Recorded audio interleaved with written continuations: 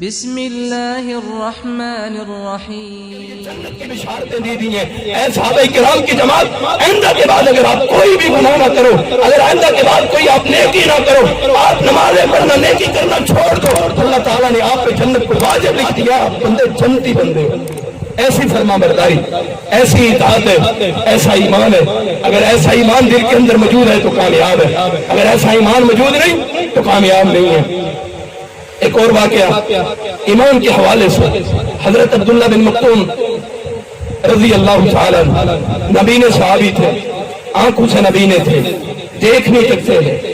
کفار نے رسول اللہ صلی اللہ علیہ وسلم سے یہ بات کی کہ ہم جب آئیں آپ کے پاس کفار نہ آیا، آپ کے پاس مسلمان غریب مسلمان نہ آیا کریں، بلکہ جب ہم سردار قریش کے سردار لوگ بیٹھے ہوں، جب ہم وڈیرے لوگ بیٹھے ہوں تو غریب نہ آیا کریں۔ تو اللہ تعالیٰ نے قانون سکھایا اور بتلایا، اللہ امیروں کو عزت نہیں دیتا، اللہ غریبوں کو عزت دیتا ہے، اور امیر ہو غریب ہو ایمان کی قدر ہوتی ہے، نہ امیر کی قدر ہوتی ہے نہ غریب کی قدر ہوتی ہے۔ اب دیکھنا رسول اللہ صلی اللہ علیہ وسلم سے بات طے ہوئی، کفار کی دعوت قبول کرنے کے لیے، دعوت سننے کے لیے آئیں گے، اس وقت صحابہ کرام غریب صحابہ کرام نہ بیٹھے ہوں، تو جس وقت کفار آئے بیٹھے ہوئے تھے، اللہ تعالیٰ نے حضرت عبداللہ بن مکتوم رضی اللہ تعالیٰ عنہ کو بھیج دیا۔ حضرت عبداللہ بن مکتوم رضی اللہ تعالیٰ نے جا کے دروازے پہ دستک دی، دروازہ کھٹکھٹایا، رسول اللہ صلی اللہ علیہ وسلم نے فرمایا من دق الباب، دروازے پہ کون ہے؟ فرمایا میں عبداللہ بن مکتوم رضی اللہ تعالیٰ عنہ آپ کا صحابی ہوں۔ کپڑے کیسے ہیں؟ پاؤں کے اندر جوتا نہیں ہے، کپڑے کیسے ہیں؟ پیوند لگا ہوا ہے، ٹاکیاں لگائی ہوئی ہیں، لیکن دل کے اندر کیا ہے؟ ایمان ہے۔ بندہ انسان ایمان سے بنتا ہے۔ اب جب دروازہ کھٹکایا، رسول اللہ صلی اللہ علیہ وسلم نے فرمایا من دق الباب، دروازے پہ کون ہے؟ فرمایا میں عبداللہ بن مکتوم آپ کا صحابی ہوں۔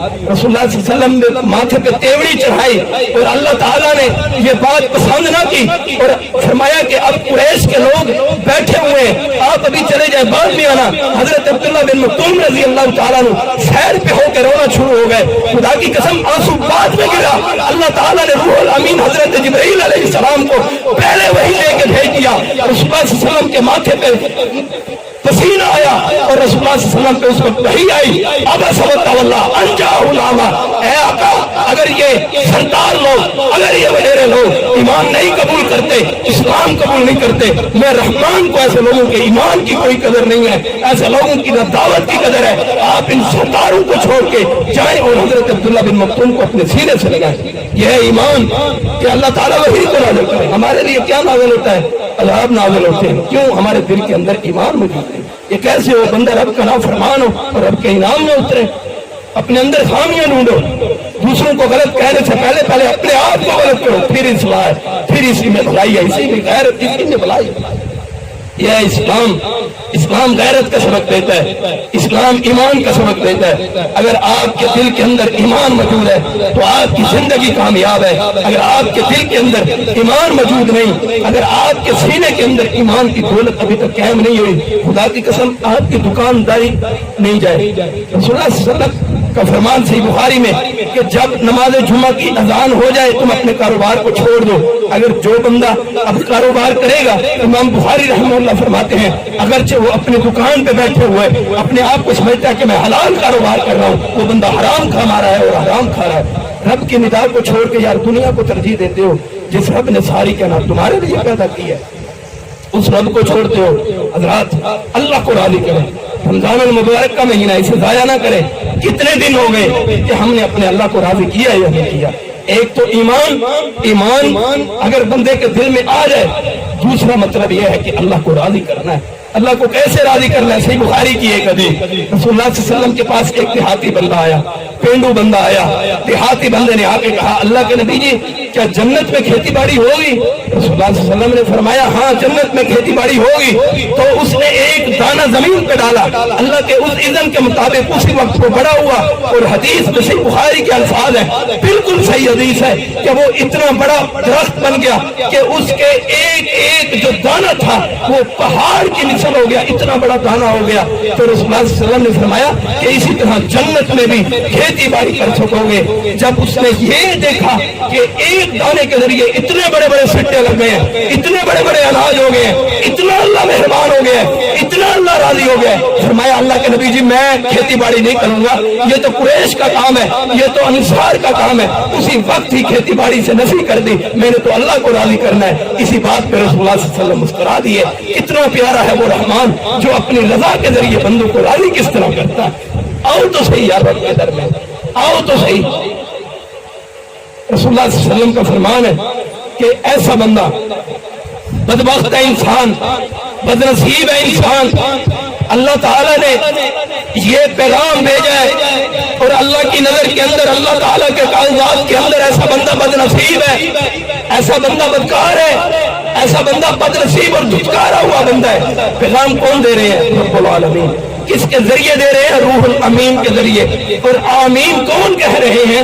حضرت محمد مصطفیٰ صلی اللہ علیہ وسلم. رسول اللہ صلی اللہ علیہ وسلم نے فرمایا, حضرت جبرائیل علیہ السلام نے کہا کہ میں بد دعا کروں گا 3 شخص کے لیے, تو آپ نے آمین کہنا ہے.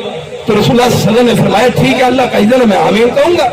تو حضرت جبرائیل علیہ السلام نے فرمایا ایسا بندہ بدبخت ہے, ایسا بندہ بدنصیب انسان ہے جس کی زندگی کے اندر ماہ رمضان آئے اور وہ ماہ رمضان کے آنے کے باوجود اپنے اللہ کو راضی نہ کر سکے, ایسا بندہ بدنصیب ہے. رسول اللہ صلی اللہ علیہ وسلم نے فرمایا آمین.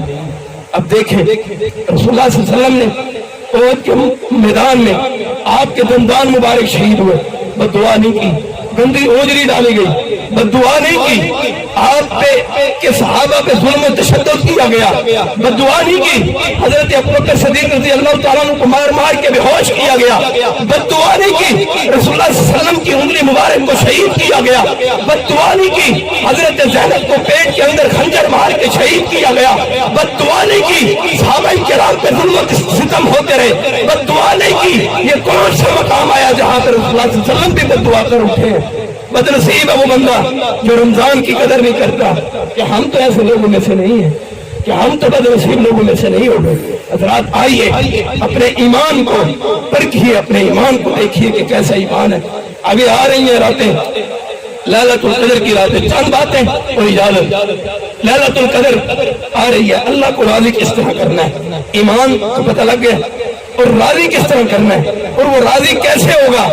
رسول اللہ صلی اللہ علیہ وسلم کا فرمان ہے کہ اللہ تعالیٰ فرماتے ہیں, صحیح بخاری میں حدیث ہے, اگر تم زمین سے لے کے آسمان تک, بھرے ہوئے آسمان تک, زمین کتنی بڑی ہے, کتنا بڑا خلا ہے, رسول اللہ صلی اللہ علیہ وسلم کا فرمان ہے اتنے زیادہ گناہ لے کے آؤ.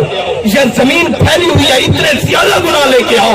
خدا کی قسم اگر تم آ کے رب کے دربار میں ایک آنسو بہا دو, اللہ ہماری زندگی کے گناہوں کو معاف کر دے, اللہ تعالیٰ ان لوگوں کی ساری زندگی کے